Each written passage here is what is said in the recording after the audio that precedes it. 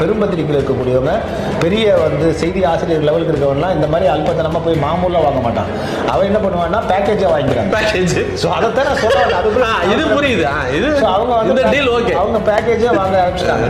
வீடு வாங்குறது, வீடா வாங்கிறது, அண்ணா நகர்ல ஒரு வீடு கொடுத்துருங்க, அம்ஜிகர்ல ஒரு வீடு, ஈசிஆர்ல ஒரு வீடு கட்டி கொடுங்க, வீடு கொடுத்துருங்க, மணல் அனுப்புங்க, வீடு கட்டுறான். ஸோ இந்த மாதிரி அவங்க இன்ஃப்ளூயன்ஸ் பண்றாங்க. இப்போ சங்கத்துல இருக்கிறவங்களே பல பேர் ஒண்ணுமே இல்லாம ஆபீஸ் பாயா வந்தவங்க கோடி கணக்குல வீடு கட்டியிருக்காங்க. நீங்க இப்போ என் ராம் வந்து நான் ஒரு 4 நாளைக்கு முன்னாடி வந்து ஒரு பத்திரிகையாளருக்கு வந்து குரல் கொடுக்குறாரு. என் ராம் போன்ற ஹிந்துனுடைய தலைமை பொறுப்பு இருக்கிறவங்களாம் குறிப்பிட்ட சில பத்திரிகையாளருக்கு மட்டும்தான் ஆதரவாக ரோட்டுக்கு வராங்களே தவிர உண்மையான பத்திரிகையாளர் பாதிக்கப்பட்ட போது, தாக்குதல் உள்ளாக்கப்பட்ட போது வாயை திறக்க மாட்டாங்க.